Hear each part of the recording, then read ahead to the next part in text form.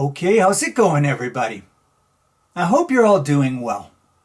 Okay, well, so in this episode, I thought I'd try to say something about Thomas Mann's great novella, Death in Venice.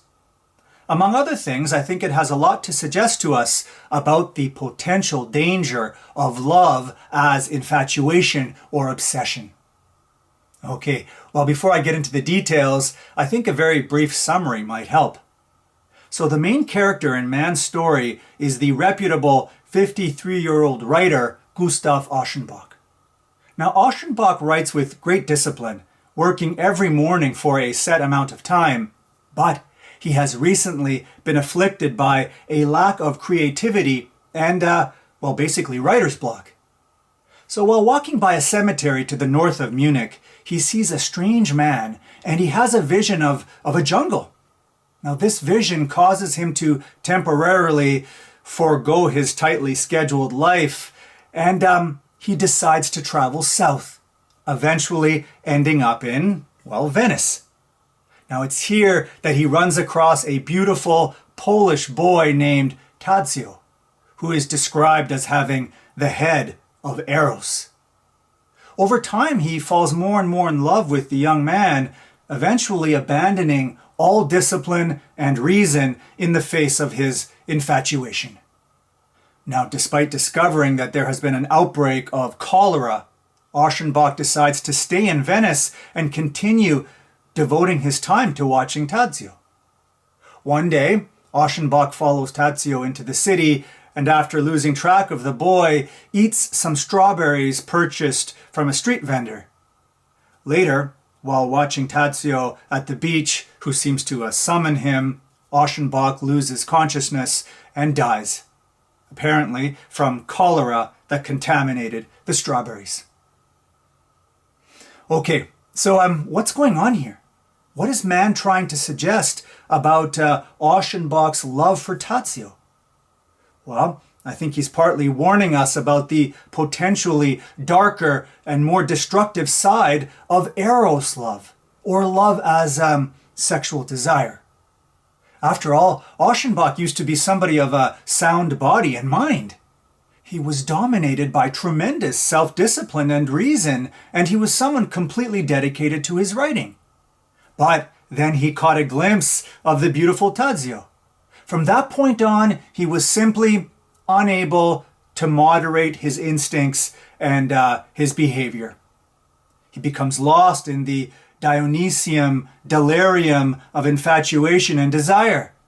He falls prey to the black side of his soul. As Mann tells us, he says, his head and his heart were drunk, and his steps followed the dictates of that dark god whose pleasure it is to trample man's reason and dignity underfoot.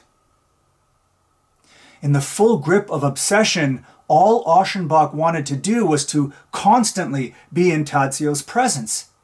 So, he ended up following him around everywhere, including down the streets of cholera-plagued Venice. These constant obsession-fueled excursions not only marked the end of him as an artist, but ultimately also as a person. Now, the point seems pretty clear. The mania of love, or eros, has the potential, when unhinged, to become pathological and self-destructive. When love can't get out of the grip of infatuation, it does nothing but stultify and constrict its possessor. It's interesting that Mann leaves Aschenbach's death ambiguous. So, did he die because he was sick with despair and longing, or did he die because he was infected with cholera? Well, we won't ever know. But it doesn't matter, because Mann's point, I think, is a deeper one.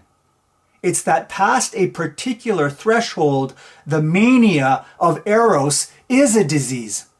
It festers, and it constricts, and it incapacitates, just like a deadly disease does. And when Aschenbach dies, he dies from disease-inflicted eros. Okay, so I think that Mann, in part, is suggesting that There's something incomplete about a love that can't seem to transform infatuation for another person into something more expansive and productive. When love arrests and constricts rather than expands, when it incapacitates rather than enables, then something's not right. Well, this is Aschenbach. He's stuck at the level of infatuation and physical desire, and he does nothing but degenerate because of it.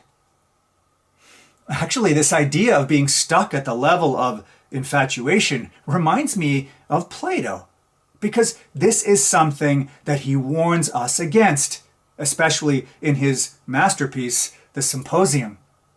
You see, there he essentially spiritualizes love or eros, and he makes beauty a spur to creativity and to much, much higher things. Suffice it to say, for Plato, love is nowhere near complete at the level of bodily infatuation. Now, what I didn't mention earlier is how Mann, at least initially, makes Aschenbach interpret his feelings towards Tadzio in the Platonic sense of taking the love of beauty to be productive and as a means to the creative and the spiritual. That's to say, Aschenbach, at least at the very start, tries to use Tadzio's beauty as a catalyst for his writing. He feels inspired by him to get back to his art.